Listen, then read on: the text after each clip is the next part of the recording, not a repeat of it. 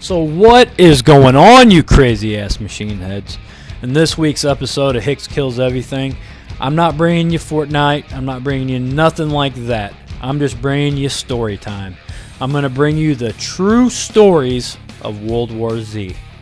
So I hope you enjoy this. Sit back, relax, while I welcome you to the machine.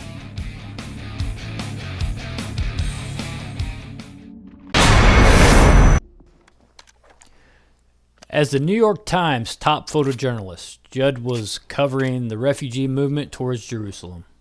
When a huge horde got over the city wall, Judd barely escaped. There were moments when men's cruelty could not be explained. It had to be seen.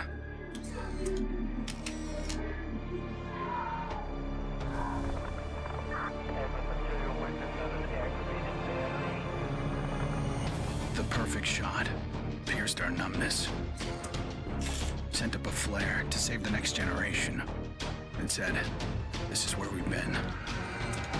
Don't follow." Then there was no one left to heed the warning. The only one left to save was yourself. Dina's father was an architect, and it was her intention to join family business. She was serving her time in the Israeli Defense Force. My earliest memory is war. It was a conflict so complex that it could never be resolved.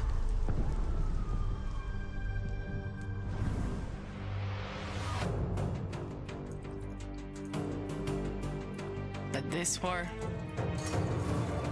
isn't complicated.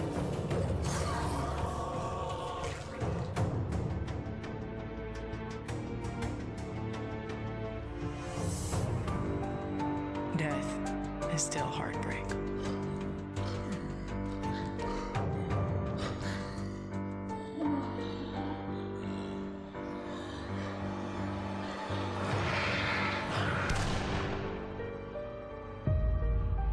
But a kill is a kill.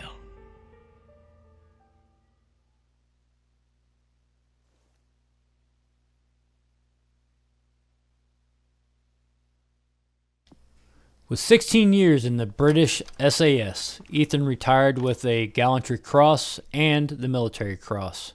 He was hired by Mossad to advise on special ops and was on a training base in the Negev when the infected stormed the building. Don't play in the dirt, Ethan. Stop fighting, Ethan. Be polite, Ethan.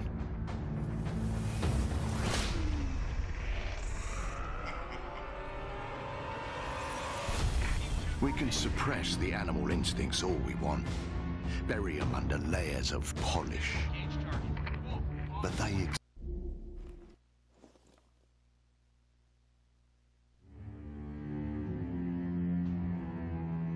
Don't play in the dirt, Ethan. Stop fighting, Ethan. Be polite, Ethan.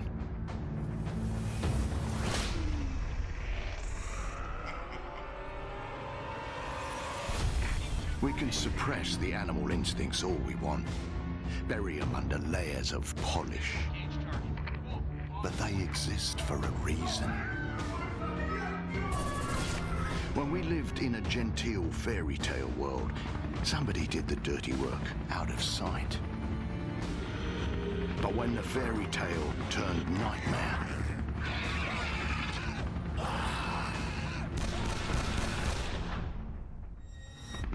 those instincts were the only thing that kept us alive.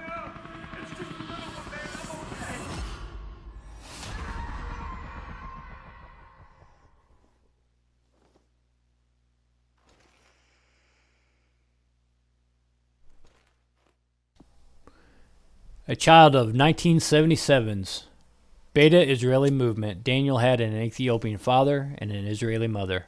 After IDF service, he started a family when the virus took his wife and son. Daniel dedicated his life to fighting for humanity.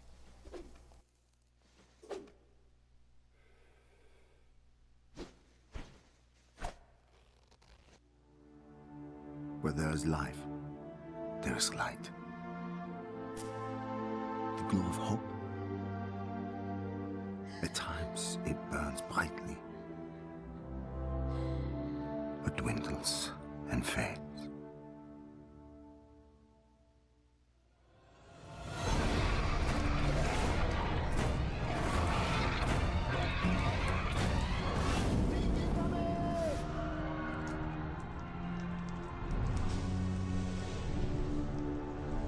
But once it is lit, we must never let it die.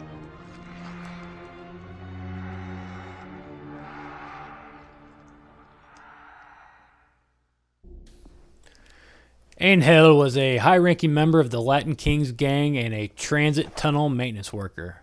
When the outbreak hit, he was the only one of his crew who chose fight over flight, an instinct that has kept him alive ever since.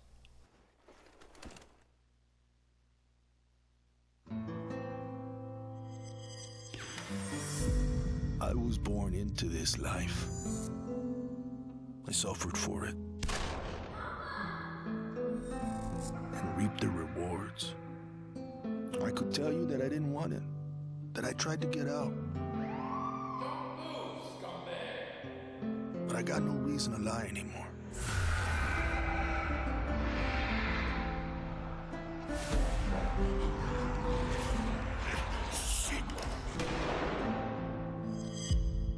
That life is the only reason I'm still here.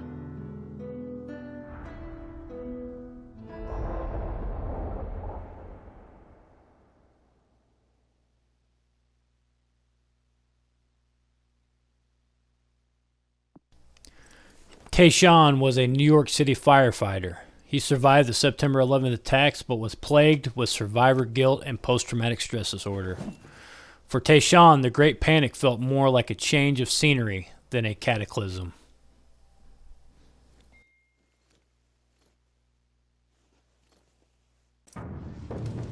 We're so small, really. Insignificant. In the grand scheme, one life means so little. You dedicate yourself to a principle.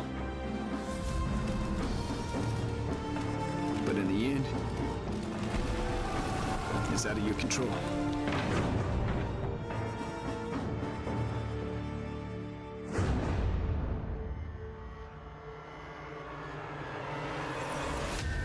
In this world, principles get you killed. You lend a hand, it gets torn off. You hesitate, you die. So you want to save someone? Save yourself.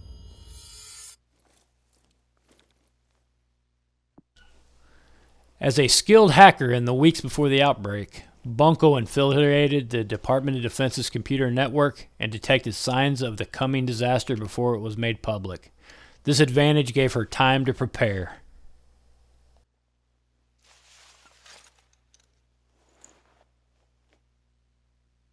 To all my classmates who alienated me because I was different. To anyone who never gave me a chance. To the people who ignored me while I hid behind zeros and ones. Thank you.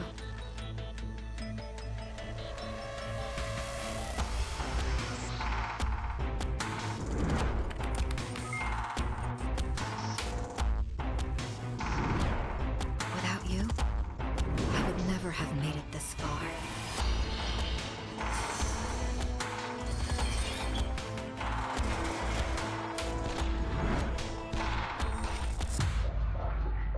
I would have been weak and dependent. I would have ended up just like you.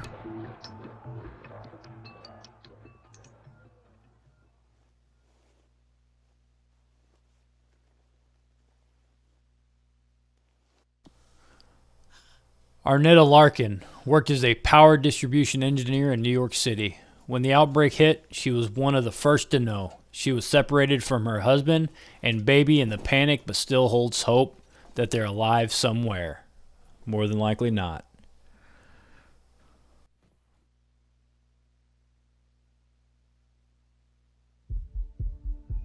There's never a moment when you forget. It's there when you fall asleep and when you wake up. You keep going over the things you should have done.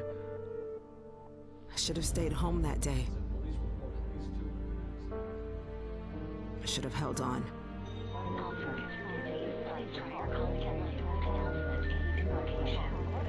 The agony is always there.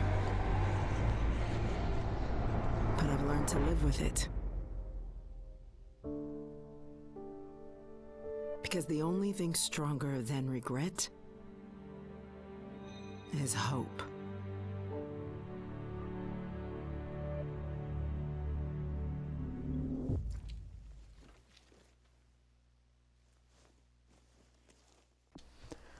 As a child, Oksana dreamed of becoming a doctor and healing the sick. The outbreak put an end to that.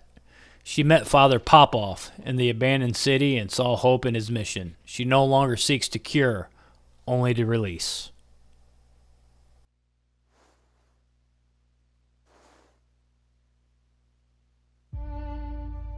I was never afraid of Cachet the Deathless.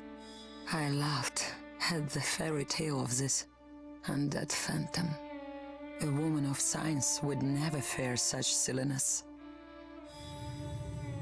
But what do we know?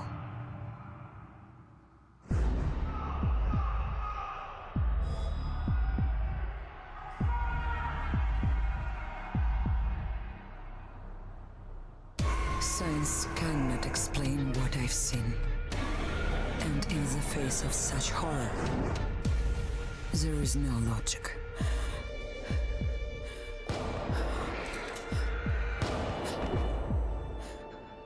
Only faith.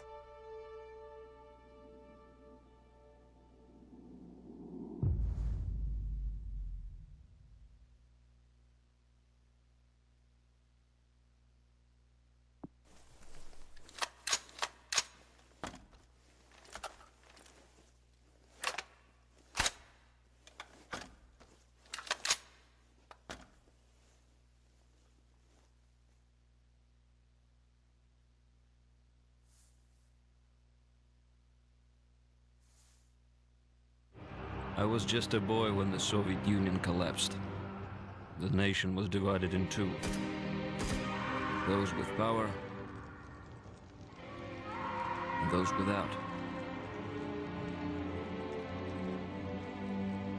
At 8 years old, I learned the price of weakness.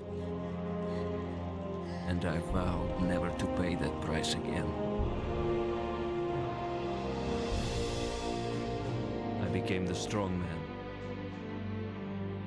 I gathered wealth, influence, and power.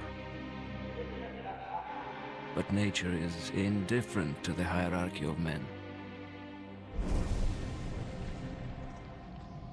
Once more, she burned my world to ashes,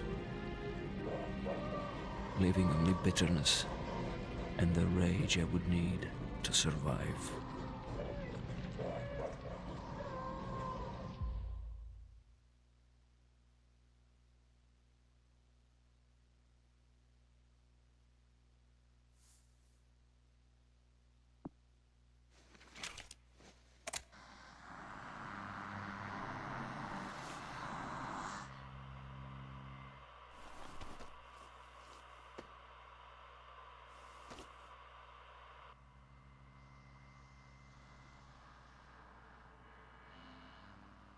People don't believe something can happen until it does. They live in cheerful ignorance of the coming storm. I could see nothing else. When it finally arrived, I felt relief. At least now the danger had taken shape. Now, I had a target.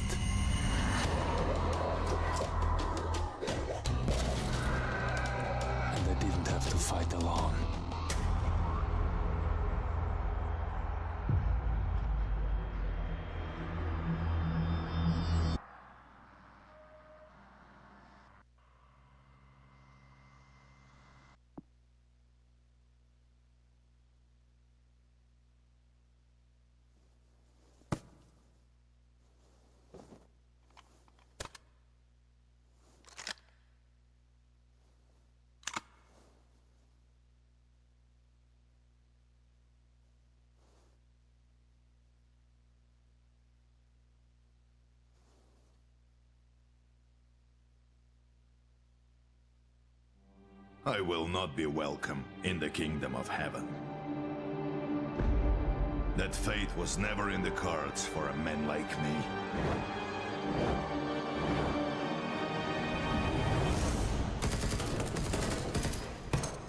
The Lord had other plans.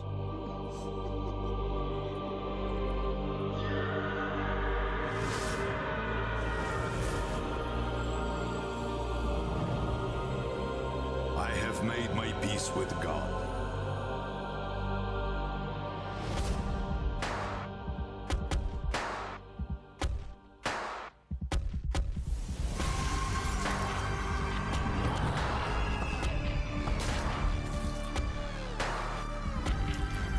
He is with me in this life. And that is enough.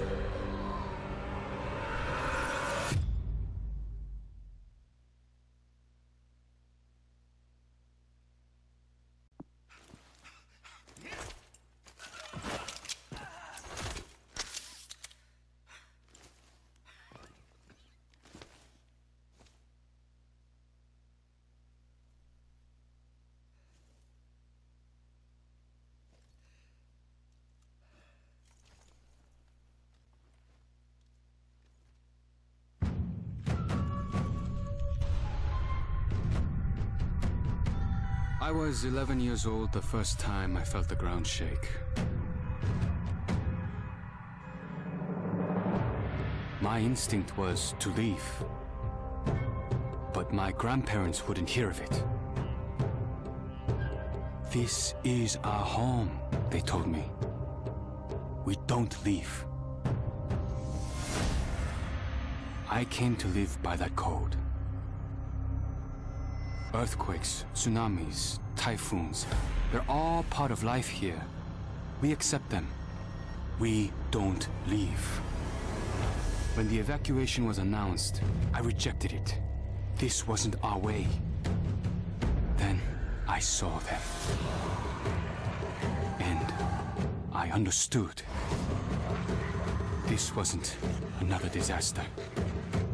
This was a war.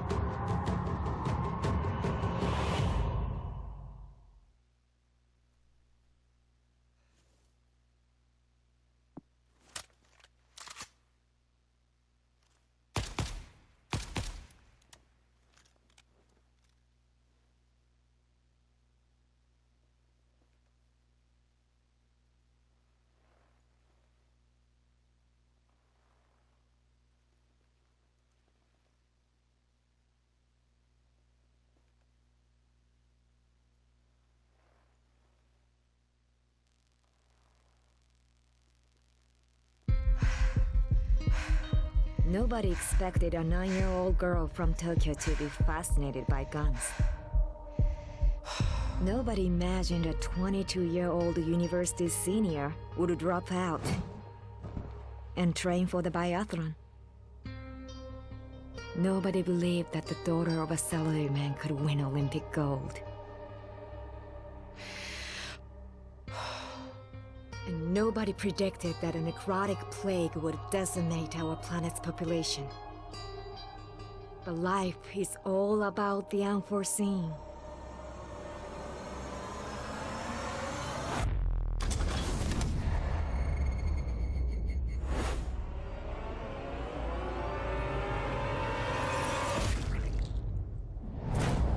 And nobody saw me coming either.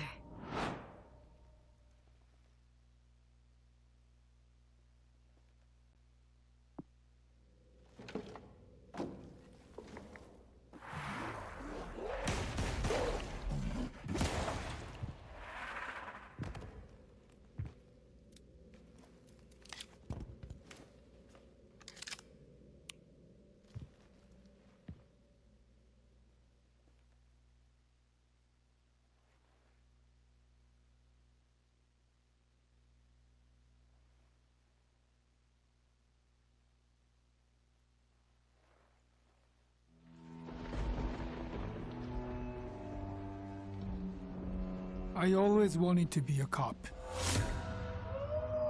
Thought I could do some good. But the scum on the street kept destroying lives. while I was wrapped up in red tape.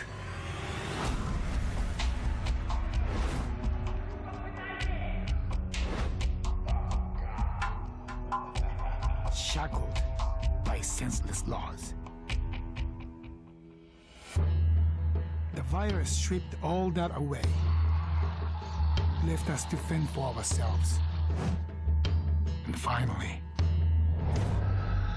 the chains were off.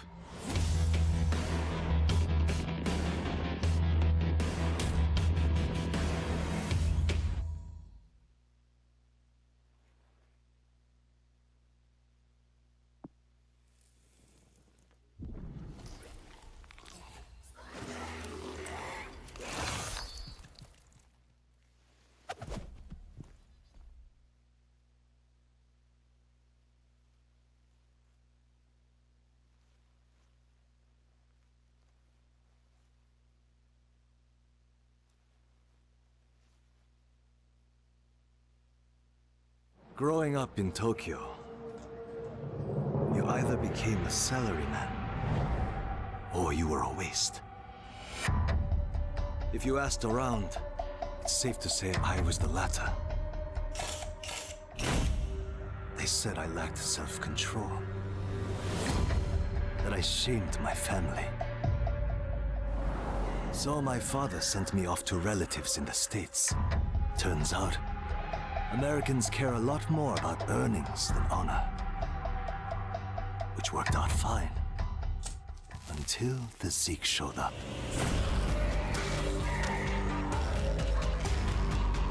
The Japanese decided to evacuate. They didn't have the firepower to fight. But I had special skills. So when everyone else was leaving, I went home.